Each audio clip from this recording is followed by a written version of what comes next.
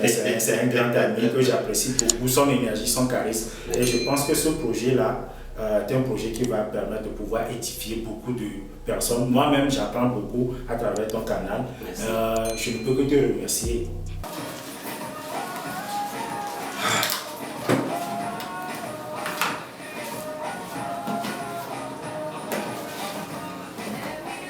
Maintenant, il faut que la musique, j'arrête ça. Voilà, c'est bon. Quand on doit recevoir les grands dans une émission, il faut mieux se préparer. Je vais revoir un peu le thème. Ok, c'est bon, ça peut aller. Mais lui aussi doit m'appeler depuis là, ça prend un peu de temps là. Ok, c'est bon. Il doit m'appeler. Ce fortuné là, il doit être ici tout à l'heure, on doit discuter de ça. Alors, vous êtes là, j'espère. Moi, si je suis là, j'attends impatiemment notre invité d'aujourd'hui dans cette émission. Vous êtes toujours sur la chaîne Eliam Arthur dans l'émission JSONinfo.net. Voilà. Donc, aujourd'hui, nous allons recevoir le fortuné. Le fortuné dans cette émission de la délégation médicale.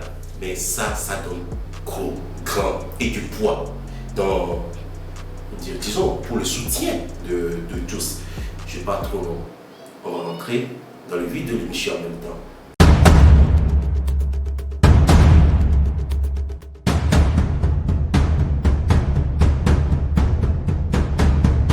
Le thème, c'est les différents types de visiteurs médicaux que nous pouvons rencontrer. Pourquoi? Quelle est l'importance? Pour le compte d'aujourd'hui, nous allons recevoir dans cette émission JSONinfo.net un invité. Un invité datant pour votre information. J'avais travaillé avec lui durant les années 2019-2020, je crois bien. On a eu à travailler sur un même labo et ça n'a pas été facile. Je me rappelle tout comme hier. Donc, soyez les bienvenus de nouveau dans cette émission. Le thème d'aujourd'hui, c'est les différents types de visiteurs médicaux que nous pouvons avoir dans la visite médicale. Sans trop tarder, nous allons à la présentation et vous savez très bien, c'est notre coutume. Alors, on le présente à même. Diplômé d'une licence en biologie et physiologie végétale, il devient plus tard un enseignant des matières scientifiques dans l'un des lycées privés de Lomé. Sa formation en développement et gestion des projets, puis dans la prise de parole en public et en leadership, lui procure un permis dans la visite médicale. En novembre 2015, M. Aye Benedictus Fortuné devient délégué médical. Son premier labo était Bodu chez JD Pharma. Plus tard, il expérimenta de nouveau son talent de conviction et d'apport d'informations scientifiques avec Cooper France Pharma à Acofam, où il trouva les portes d'entrée à Tridem sur Pfizer, Johnson & Johnson, Tony Pharm et Guilin BO. Avec son bagage intellectuel, professionnel et succinct, retrouvé à présent en tant que délégué médical à Pharmadis sur les laboratoires tels que Aurobindo, Geno et Insecta Pharma. Membre de l'association Toastmaster International et du renouveau charismatique Lunia, mis à part cette passion sportive au football et basketball, la musique et le voyage sont ses sens d'intérêt redoutables. Monsieur Aye Benedictus s'inspire de l'icône et personnalité sud-africaine Nelson Mandela, d'où l'une de ses citations le façonne, je cite, « Le courage n'est pas l'absence de peur, mais la capacité de la vaincre. » Ah oui, vraiment. Monsieur Aye Benedictus, soyez bienvenus de nouveau dans notre émission JSONinfo.net. Alors, Fortuné, c'est vraiment un plaisir pour moi qu'aujourd'hui, tu nous as honorés sur les plateaux d'Eliam Arthur dans cette émission JSONinfo.net. Alors, si je me rappelle bien, c'est 2019, 2020, on a travaillé ensemble sur un labo. fait des souvenirs. Ah oui. Ah oui, chers auditeurs, merci d'être toujours là. Merci. Et aujourd'hui, nous allons échanger sur un thème avec Fortuné que vous venez de découvrir dans la présentation.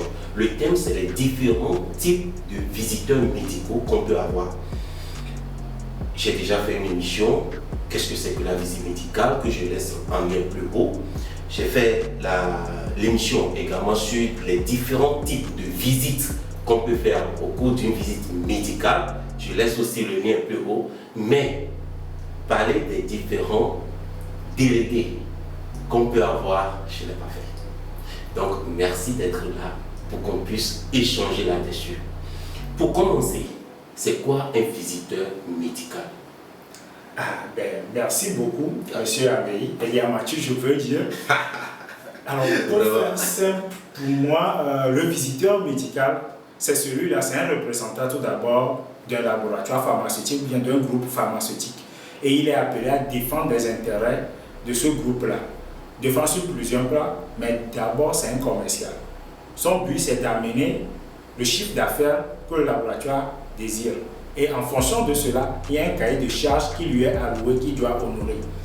Sa promotion, bien son activité commerciale peut être sur les médicaments, bien des produits parapharmaceutiques ou encore des consommables et autres. Mais pour moi, ce commercial-là, ou bien ce visiteur médical, doit avoir certaines aptitudes qui lui donnent les qualités d'être un bon visiteur, à savoir des connaissances scientifiques sur le plan médical et également sur le plan de l'être humain, puisque c'est de ça qu'il s'agit.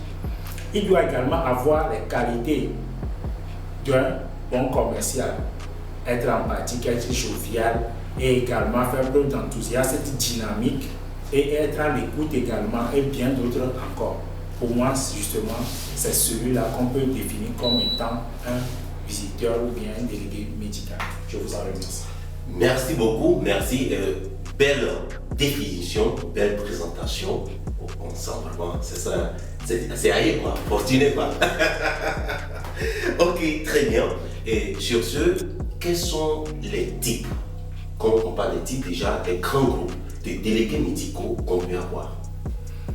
D'entrée, je dirais que nous avons 4 grands groupes ou bien grands types de délégués ou bien de visiteurs dans le pharma business, avec des rôles bien différents ou bien qui peuvent s'emboîter. Exactement, merci beaucoup. 4. Alors, le tout premier, vous pouvez premièrement nous énumérer les 4 et nous allons commencer petit à petit à décortiquer. Bien, le tout premier pour moi, c'est le responsable des affaires réglementaires ou bien le délégué des affaires réglementaires, DAR ou bien comment on peut l'appeler. C'est justement cette personne-là qui est chargée de la réglementation en fonction du pays, du territoire et de la réglementation générale qui encadre le médicament ou bien les produits pharmaceutiques. Derrière également, nous avons le délégué pharmacie qui s'en charge de la promotion, bien de la commercialisation des produits dans la pharmacie, ce délégué pharmaceutique-là. Et nous avons aussi, en troisième point, le délégué médical, le terme qui est beaucoup plus connu du grand public. Et la quatrième position est occupée par les délégués MIS, qui font plusieurs rôles en fait. Je pense que c'est la plupart de ceux qui sont sur le terrain africain ou bien togolais particulièrement. Merci beaucoup. Alors, le tout premier délégué médical, il s'agit premièrement du responsable des affaires réglementaires. C'est quoi son rôle? Qu'est-ce qu'il fait? Pourquoi un délégué pour ce cadre-là? Alors, merci beaucoup. Il est important d'avoir un délégué des affaires réglementaires parce que c'est de là que tout tourne.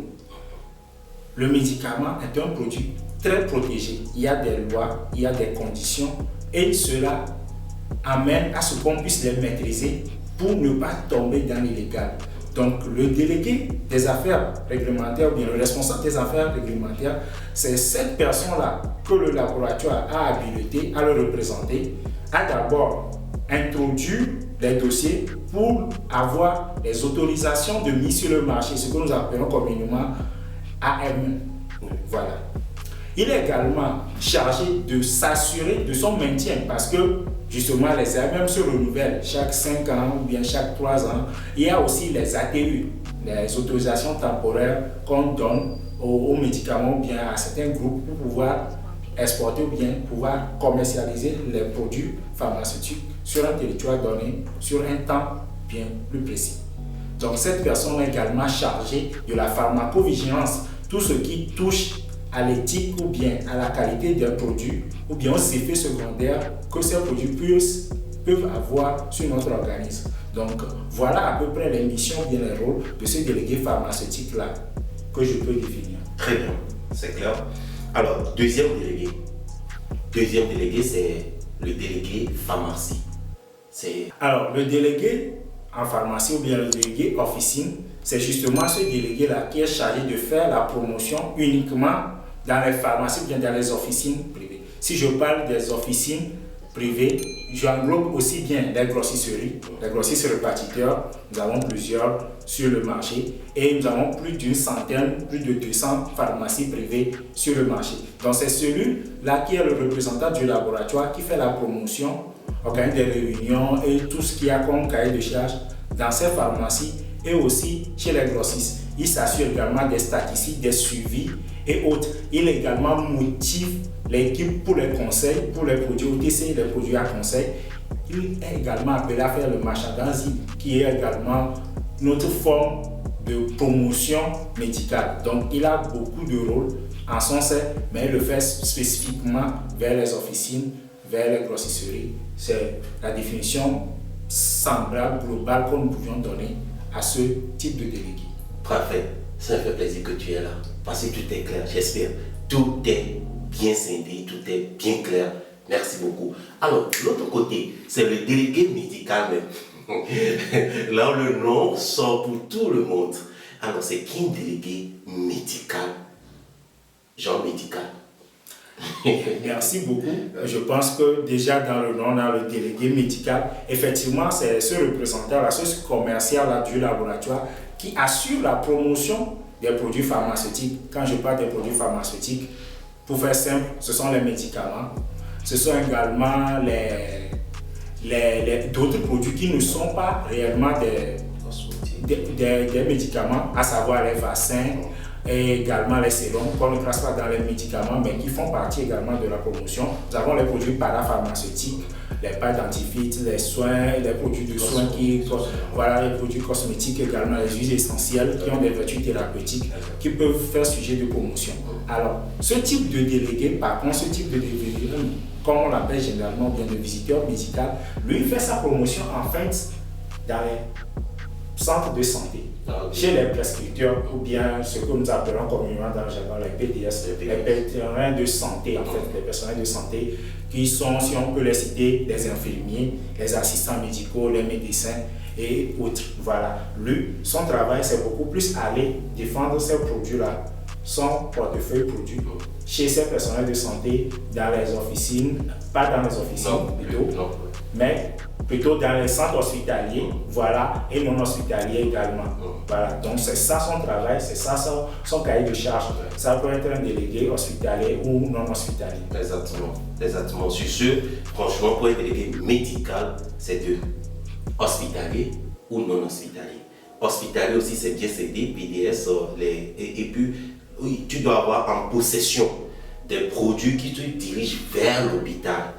Mais il y a aussi des produits qui t'amènent à te diriger vers les non-hospitaliers. Et surtout aussi, tu restes toujours délégué médical. Mais aujourd'hui, on sait qu'on englobe toi. Et surtout, c'est eux qui prennent le nom au-dessus du DAR, au-dessus du délégué pharmacie et du dernier que nous allons voir qui est le délégué mix. C'est qui? Alors, merci beaucoup. Je pense que vous avez bien résumé les trois types de délégués que nous avons. Effectivement, le quatrième qui est le délégué mix, c'est justement ce mixage-là ou bien cette jonction qu'on peut avoir entre un délégué pharmaceutique ou bien un délégué en pharmacie, un délégué médical, entre un délégué des affaires réglementaires et un délégué médical également. Donc, le mix peut être de deux ordres, il peut prendre deux rôles ou bien deux casquettes, celui des affaires réglementaires et également celui médical, ou soit il prend celui des affaires, la casquette des affaires réglementaires, celui pharmaceutique. Il peut également prendre les trois, tout simplement. Et généralement, c'est ce qu'on rencontre sur le terrain. Mais ailleurs, selon la réglementation, c'est bien scindé. Il y a les différents types qui sont connus. Mais retenons qu'une personne peut jouer ces 3 rôles-là et il est dans le missage, il est dans le MIS, donc le délégué MIS. C'est celui qu'on connaît généralement, le commun des montaires, connaît comme délégué parce qu'il va en officine, parce qu'il va dans les centres de santé, les CHU, les CHR autres, parce qu'il va dans les infirmeries privées. Voilà. Mais si on veut scinder, on peut avoir 4 types différents et ils jouent leur rôle chaque jour au quotidien. Ces différents rôles-là qui peuvent s'emboîter, mais qui peuvent être bien différenciés en 4 différentes phases. Voilà. Exactement. Donc je crois que déjà aujourd'hui, quand on parle d'un délégué médical, en réalité, il y a beaucoup de choses qui s'incorporent dedans. Et cet message, ou bien l'embrassement-là, c'est ça qui entraîne ce nom délégué médical. Je crois que nos auditeurs aujourd'hui ont eu l'explication sur comment ou bien quels sont les types de délégués médicaux qu'on peut avoir, qui est délégué médical, qui est délégué pharmacie, qui est délégué d'art, par exemple, l'affaire réglementaire, qui est délégué mixte ou bien délégué médical pour les corps, les PTS et autres. Franchement, merci pour ta présence aujourd'hui. J'espère que la prochaine fois, il y a un thème. Au cours de la préparation de cette émission, on s'est rendu compte qu'on doit développer un thème. Vous pouvez le dire aux auditeurs. Eh bien, c'est... Parce que, en le disant, ça t'amène à être présent pour développer. Voilà. Me faire revenir les soirs. Voilà. Ok, parfait. D'accord. Donc, ces différents types de délégués que nous avons cités, il y a, à part ça, des grades. On parle généralement de superviseur, de responsable produit ou bien portefeuille, responsable pays, responsable gamme, et de DAR, comme les délégués des affaires réglementaires. Nous avons également des directeurs de zone, des directeurs de région et autres, qui sont des grades supérieurs. Ce sont toujours des délégués, mais avec des responsabilités plus élevées, avec une équipe plus grande qui couvre peut-être 4 ou 5, 10 pays. Je pense qu'on en reviendra la prochaine fois. Exactement. Donc, cher public, chers tous ceux qui sont abonnés à notre compte Eliam Arthur, nous disons une prochaine fois, nous allons développer le thème là. Ne donnons pas de rendez-vous parce qu'on sait que c'est tout à l'heure, c'est possible. Donc, on se dit une prochaine fois. Je profite de l'occasion pour appeler tous ceux qui nous suivent sur notre page Eliam Arthur à s'abonner à notre compte. Vous vous abonnez, vous cliquez, vous laissez votre commentaire, vous nous donnez une grosse pouce et ça nous motive à rester toujours là, à nous documenter et à toujours revenir pour vous informer sur ce que c'est que la visite médicale. Un mot de fin. Je pense que c'est une belle initiative. Je tiens à te remercier sincèrement. Tu es comme un frère pour moi, tu es un ami pour moi. On a l'habitude de se taquiner, mais c'est un grand ami que j'apprécie beaucoup, son énergie, son charisme. Et je pense que ce projet-là est un projet qui va permettre de pouvoir édifier beaucoup de personnes. Moi-même, j'apprends beaucoup à travers ton canal. Je ne peux que te remercier et remercier également tous ceux qui nous suivent. Exactement. Surtout, ce sont de ma force. Et je tiens à vous dire un grand merci. Je crois que ce travail va amener à donner une lumière sur ce boulot que tant bon nombre de gens pensent que c'est juste pour... On se comprend, hein? On va aller pas trop loin. Ok, Aïe Fortuné, merci d'être là aujourd'hui dans cette émission. Votre présence dans notre cahier, je vous rassure que c'est un trophée. Donc merci. Je vous remercie également pour mon nom personne d'être honoré d'être là ce soir. Ouais. À la prochaine. À la prochaine. Bye bye. Allez, merci. Merci. Bye bye. On est ensemble. C'est bon maintenant. Voilà. Non, ça peut être ouais, c'est bon. On est ensemble. Ok.